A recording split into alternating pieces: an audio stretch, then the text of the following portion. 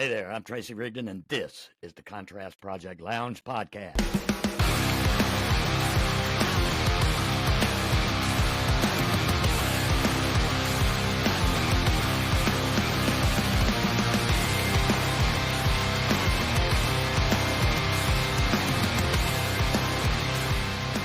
Often random, but always relevant, always real, and practically nothing is off limits. This podcast is for you. Are you ready for this? Let's do it. Welcome back to the program, guys. I want to thank you all for joining me today. I have a very special episode with one of Jacksonville's most recognizable figures in the news community and broadcast, WJXT Channel 4's former anchor, investigative reporter, Mr. Vic Micolucci. Now, Vic joined me on the program shortly after he had made the announcement that he was leaving WJXT4 after 16 years of service to join with the Jacksonville Sheriff's Office in a somewhat related role where he will be communicating with the community, relaying news and topics from within the Jacksonville Sheriff's Office directly to the public. And so people that are used to seeing Vic out in the public will continue to do so, only in a different capacity. In the first segment, Vic wanted to express his deep gratitude to everyone, from his co-workers at WJXT to the public at large, the city of Jacksonville, the people that have supported him for the past 16 plus years, and for all the support that he's been given in this transition over to the Jacksonville Sheriff's Office, and what he intends to do once he basically takes office there. Let's give it a listen. All right. So first of all, really appreciate all the support, Tracy. And it's been hard to keep up with everybody in the community and across the country that's been reaching out. So thankful for that. And I'm really appreciative of WJXT for building me up and giving me so many resources over the years and so many opportunities over the years, which I was able to use. So now we're using that to pivot into community engagement. And you might ask, what does community engagement mean? Well, it's a lot of things. First of all, that face-to-face meeting, right? Getting out there, doing these town halls, doing these events, going to the community and seeing what they're concerned with, what they're happy with, what they're not happy with, what we can all do better to make the community, greater Jacksonville, a better place. Another thing is, look, you and I, how are we talking? We're talking digitally right here. So we've really got to bring up the game when it comes to connecting with people online and meeting them where they are. So it's about building out the multimedia there. So JSO has been building up a multimedia team there. And I'm going to be helping guide the men and women of the multimedia team to put out videos, to put out podcasts, to do all these different things to connect with people. Because we know, with nearly 1 million people that the Sheriff's Office serves, that people consume things differently, right? Like not everybody's able to get out of their house and go to a town hall or a meeting. But that doesn't mean that they shouldn't have the opportunity to raise their concerns or let their voices be heard with the sheriff. So it's about connecting with people that way. So you can expect to see some podcasts, some shows, maybe a newsletter, things to connect you to the sheriff's office. Obviously my background is news, right? So I'm going to be using a lot of the skills, a lot of the techniques from news and transferring them over to the sheriff's office. Look, if our news team can send out a newsletter, why can't the sheriff's office to let you know what's going on, what's happening in these neighborhoods? Right. If our news team can put together podcasts and video projects, why can't the sheriff's office? So, a lot of these things are already underway. But we're just going to work to amplify them, to make sure that everybody knows that it's out there and to provide really good content. Important content when there's a very dangerous situation, think a hurricane, some sort of life-threatening situation, a crime spree, and also the fun stuff, right? Because we know that officers see fun things too, and they do a lot of great things in the community. So I'm leaning on our neighbors to come forward and say, hey, look, Officer Rigdon was out here and helped me change a flat tire, and at the same time, hung out with my kid and made them smile, whatever it is, or saved a family of ducklings from a gutter. There's a lot of things that these officers, these men and women, do day in and day out, and the dispatchers and the support staff that just doesn't get out there. So if we can help tell those good stories too, I think we can make a difference. Vic went on to discuss further his connecting with the community, as he spoke with in the first segment, about podcasts and continuing to be in the public's eye on television and so forth. And he'll be on radio programs and, again, podcasts, like I said, just like this one, and the Jacksonville Sheriff's Office as well. I went on to ask him if he was going to continue as he did at WJXT Channel 4, basically, as they say, having your finger on the pulse of news and activity. He went on to tell me also that people may not realize it, but the JSO, Jacksonville Sheriff's Office, does indeed work closely with other law enforcement agencies within the area and abroad. Nassau County, St. Johns County, Clay, Baker, Bradford, etc., with the FBI, with the DEA, Homeland Security, and so forth. So let's go ahead and listen to what he has to say about that. So, as far as the specifics, in there and officially make that happen and meet with the team, because obviously you go into a job and you have all of these ideas and dreams, but we also have to figure out how we can do it logistically with the resources we have. That being said, here's some big things. Okay, connect with people with community events. Okay, get out there in those community events. Be a go-between. We continued to talk about that, the Homeland Security and all that. Let's listen. Am I going to have my finger on the pulse? Yes, sir. Absolutely. I mean, that's my job, is to be engaged and to know about what's going on. From working in the news industry, I already have that experience, so I already know how to do it.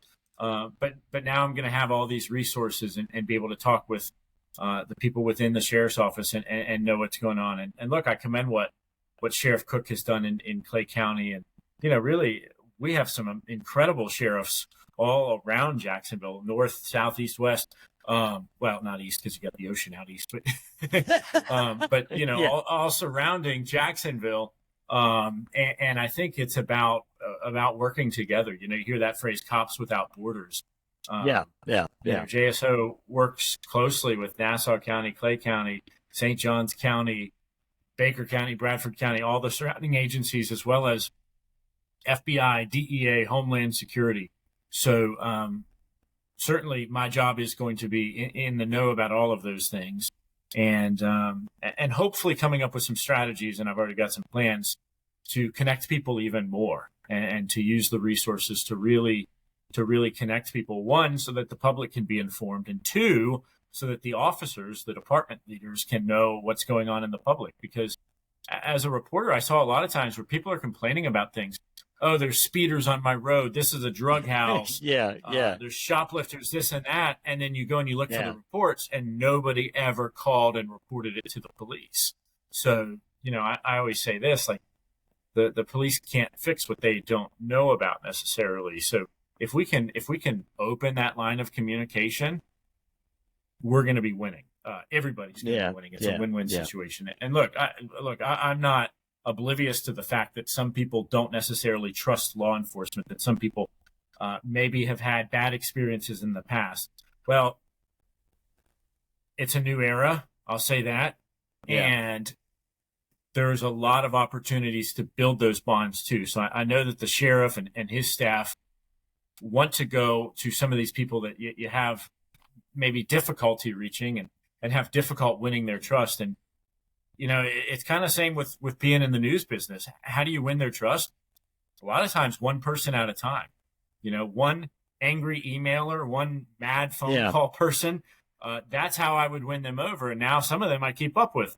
And we have good mutual respect because they called, they were upset. We had that conversation. We found some middle ground.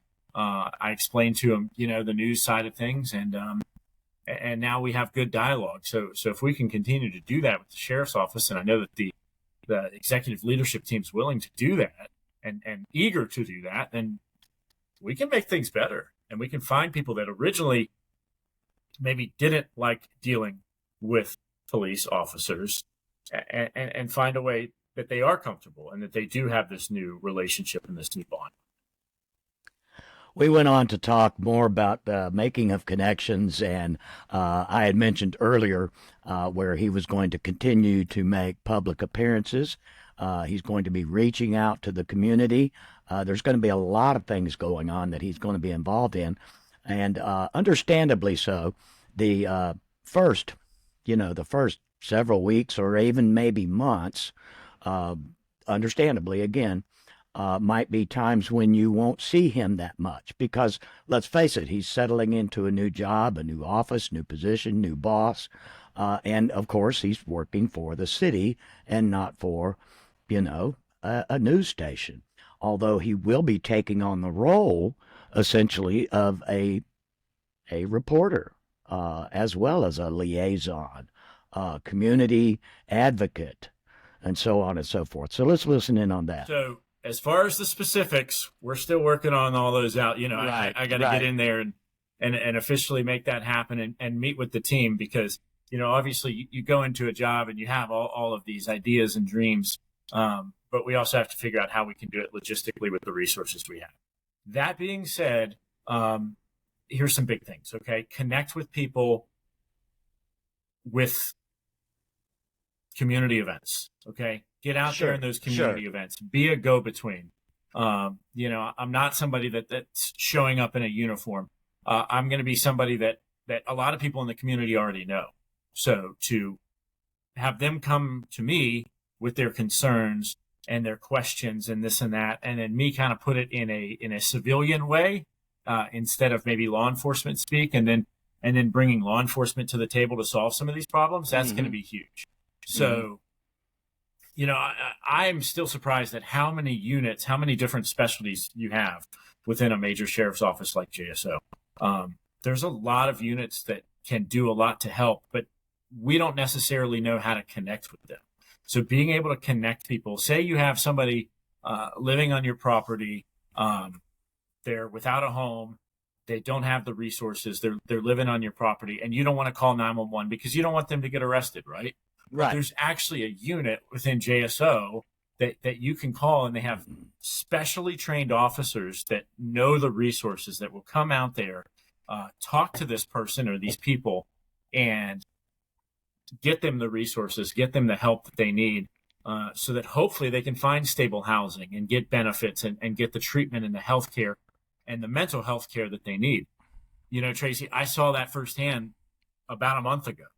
And that's something that people don't necessarily know about. So be able to tell those stories and connect people with those resources can make a big difference. Say you have a family member with special needs, right? It's about building up that connection between the special needs community and the police officers so that they both understand each other, whether it be in some sort of police dispatch or some sort of proactive policing, building that up. And then, of course, social media, web content, podcasts, things like that. We can use that as a tool within the sheriff's office to connect with the community quickly. You put something on Facebook or X or Instagram, and I see this. I could put something on my Instagram story, and within 5 minutes, I could have reached, a couple hundred people. Now, imagine doing that with the sheriff's office. So if there is an immediate danger, if there's something going on, we can get out there ahead of it quickly, use social media, because look, I know this, not everybody sits in front of their TV like the old days with it on, waiting for a news break. Right. We have to meet people where they are. And where are they? They're on the go. They're using their phones, their tablets, their computers. So it's about finding ways to streamline that. And then I would like to go, and we've already discussed this again, all preliminary, because right now, not wearing the the emblem, because yeah, we're not there yet. But remember the town hall that was greatly attended about a year ago. Well, there's plans to do more of that, but I think that the discussions are in each zone, in each district now. Sure, Go into each neighborhood, because if you live in Argyle Forest, or you live way up by the airport, or out toward the beach, you might not necessarily want to drive downtown on a Thursday night to go to some big town hall event. But what if I'm in your neighborhood at the local coffee shop, or the local barbecue joint, or whatever it is, me and a couple officers and some supervisors, and I want people to come up and say things like they tell us at the news station. My former job, like, hey, people are speeding on this road and my kids walk to school there, and I'm worried about my kids. Well, guess what? JSO has a traffic unit, that can potentially get out there and put some change in there, slow some people down, catch some speeders, or at least, let people know, hey, look, officers are out here. We need to slow down. Maybe there's a property where people are dumping illegally, or you think there's illegal activity on there. Again, officers might not necessarily know about it. So if we can have that conversation and just make that connection, then I think we can really get things done. Yeah, Vic had mentioned in making that connection, and that seems to be an ongoing theme in what he is going to be doing with the Jacksonville Sheriff's Office, is getting out there and making a connection with the community in all the different communities. And he made perfect sense discussing having those town hall meetings in the different zones, rather than absolutely correct. If you live in Argyle or the beaches or what have you, you're really not going to be motivated that much to drive, several miles in traffic in the afternoon to go to City Hall, or, a conference room somewhere to listen to a bunch of uniformed police officers tell you, something that, hey, you could have gotten an easier way. You could have gotten it through a podcast, or you could have gotten it, online, or you could have gotten it at a town hall meeting within your neighborhood. So we went further on to discuss his public appearances in this last segment. Yeah, I was on WJCT yesterday with Ann Schindler. Exactly. Exactly. And then, we still plan on doing things with the TV stations. Obviously, News for Jacks, those are my friends and family there, but there's other TV stations in town. So, we're going to connect with all of the outlets. All of the outlets need to get an equal chance. To have that connection with the sheriff's office, have the resources. Because at the end of the day, we know that media members are important partners. And if there is an urgent situation, a tornado coming down, somebody kidnapped, an armed person, an active shooter, things like that. Law enforcement needs to have as many resources as possible. So, I'm going to be going to all of the TV stations, the radio stations, all the other outlets, and connecting with them and the team to kind of see what we can do to streamline that process. Most of them already have a good bond, but to improve that professional relationship and make.